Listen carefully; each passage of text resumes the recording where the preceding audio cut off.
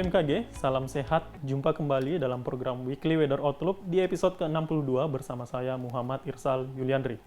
Sobat, pada tanggal 4 Desember 2021 lalu, kita dikejutkan dengan erupsi Gunung Semeru di Kabupaten Lumajang, Provinsi Jawa Timur.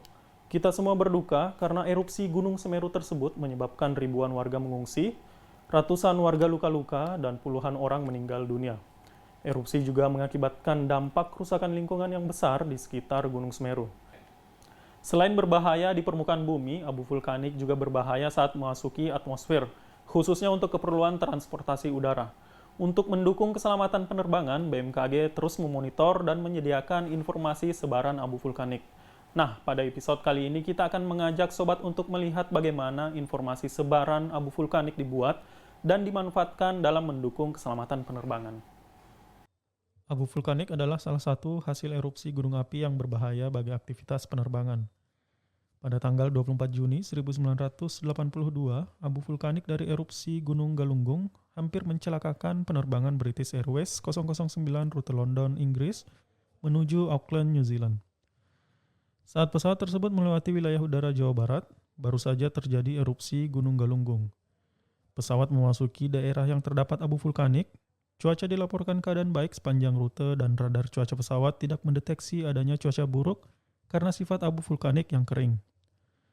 Pesawat sempat mengalami gagal mesin pada keempat mesinnya, yang pada akhirnya mesin dapat aktif kembali dan berhasil mendarat darurat di Bandara Halim Perdana Kusuma, Jakarta. Abu vulkanik sangat berbahaya bagi penerbangan karena abu vulkanik dapat merusak badan, sensor, hingga mesin pesawat. Partikel abu vulkanik berukuran sangat kecil dan berbentuk tajam, di mana ukurannya lebih kecil daripada diameter rambut manusia. Sejak kejadian itu, dunia memberi perhatian khusus pemantauan aktivitas gunung api terhadap keselamatan penerbangan. Sehingga Organisasi Penerbangan Sipil Dunia atau ICAO membentuk Volcanic Ash Advisory Center, yaitu kelompok ahli yang bertanggung jawab untuk mengkoordinasikan dan menyebarluaskan informasi awan abu vulkanik di atmosfer yang dapat membahayakan penerbangan. Unsur erupsi gunung api yang mencapai atmosfer adalah uap air, abu vulkanik, sulfur dioksida, atau bercampur dari dua atau lebih material. Semakin ringan massa jenis zatnya, maka semakin mudah menyebar dan semakin lama bertahan di atmosfer. Untuk sulfur dioksida, karena berwujud gas, sebarannya dapat mencapai lapisan tropopause dengan sebaran hingga ribuan meter. Selain itu juga dapat bertahan bertahun-tahun di atmosfer. Sedangkan material yang padat seperti abu vulkanik, sebarannya dapat mencapai ketinggian 7.000 meter. Sebaran unsur erupsi gunung api di atmosfer sangat bergantung pada arah dan kecepatan angin, sehingga dalam analisis sebarannya melibatkan variabel angin. Pemantauan aktivitas gunung api dilakukan oleh Pusat Vulkanologi dan Mitigasi Bencana Geologi, Kementerian Energi dan Sumber Daya Mineral. Informasi erupsi gunung api berupa Volcano Observatory Notice for Aviation dari PVMBG menjadi dasar BMKG dalam melakukan analisis dan prediksi sebaran abu vulkanik. BMKG melakukan analisis sebaran abu vulkanik menggunakan citra inframerah yang terdapat pada satelit Himawari 8 dengan resolusi temporal yakni 10 menit, yang artinya kita dapat memonitor secara near real time sebaran abu vulkanik tiap 10 menit tersebut. Prinsip dasar deteksi abu vulkanik dengan menggunakan citra satelit adalah dengan melihat perbedaan radiasi yang dipancarkan abu vulkanik berupa silikon dioksida dengan objek lain pada panjang gelombang 10 dan 12 mikrometer. Pada kondisi kering, baik bebas awan ataupun pada awan tebal, radiasi yang ditangkap pada panjang gelombang 10 dan 12 mikrometer bernilai sama.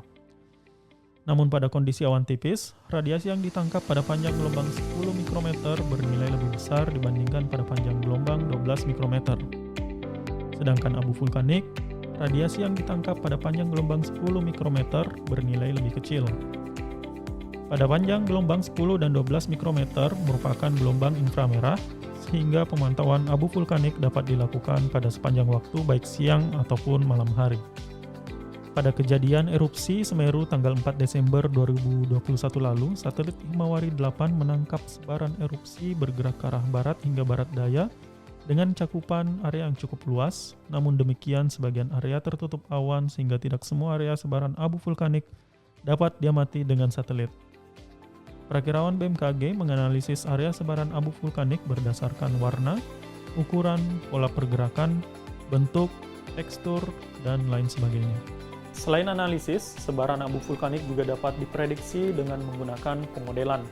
Pembahasan lebih lanjut mengenai pemodelan sebaran abu vulkanik dapat Sobat BMKG saksikan pada episode Weekly Weather Outlook berikutnya. Lalu bagaimana prospek cuaca di wilayah Indonesia dalam 1 minggu ke depan? Berikut informasi selengkapnya.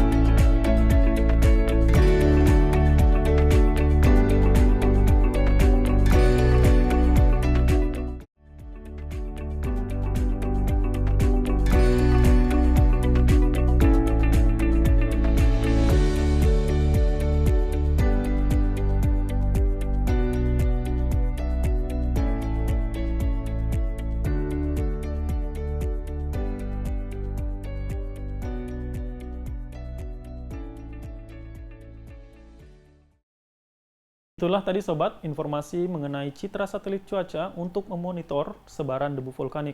Semoga informasi tersebut dapat memberikan pengetahuan baru bagi Sobat sekalian.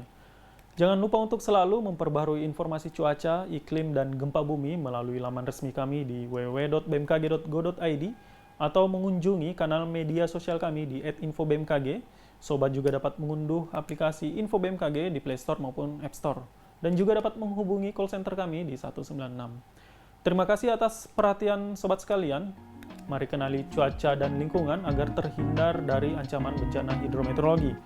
Terima kasih, salam sehat, dan sampai jumpa.